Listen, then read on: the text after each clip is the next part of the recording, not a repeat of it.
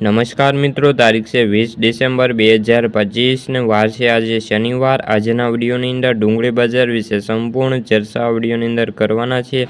તે પહેલાં ચેનલ ઉપર જે મિત્રો નવા આવ્યા હોય તો ચેનલને ખાસ સબસ્ક્રાઈબ કરી દેજો અને વિડીયો પસંદ આવે તો વિડીયોને લાઇક કરી દેજો। તો મિત્રો, મહુવામાં નવી લાલ ડુંગળીની આવકો વધીને 45,000 કટાની થઈ છે। ડુંગળી બજારમાં ઊંચી સપાટીમાં ભાવમાં થોડો ઘટાડો જોવા મળ્યો છે। ખાસ કરીને ડુંગળી બજારમાં નરમાઈનો માહોલ હતો અને ગુજરાત અને દેશભર નવી લાલ ડુંગળીની આવકો સતત વધી રહી છે અને ગુજરાતમાં અને ગોંડલમાં અને મહુવા સેન્ટરમાં પુષ્કળ પ્રમાણમાં ડુંગળીની આવકો નોંધાઈ રહી છે।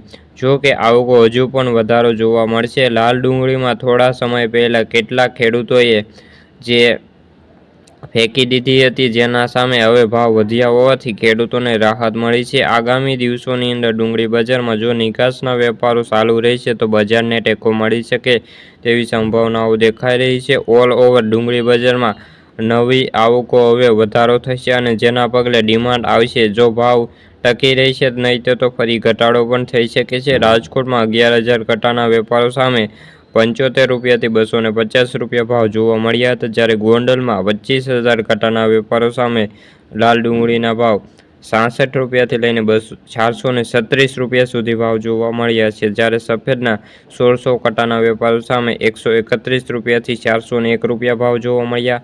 મહુવાની અંદર લાલ ડુંગળીના 45,000 કટાના વેપારો સામે ભાવની વાત કરીએ તો 80 રૂપિયાથી 421 રૂપિયા ભાવ જોવા મળ્યા હતા અને સફેદમાં કુલ 13,000 કટાના વેપારો હતા અને સફેદના ભાવની વાત કરીએ તો 150થી 260 રૂપિયા સુધીના ભાવ જોવા મળ્યા છે। તો મિત્રો, આથી ડુંગળીને લગતા આજની ચર્ચા વિડીયો ગમ્યો તો વિડીયો લાઇક અને સબસ્ક્રાઈબ કરી દેજો। ફરી મળીશું બીજા વિડીયો સાથે। ત્યાં સુધી બધા મિત્રોને જય જવાન, જય કિસાન।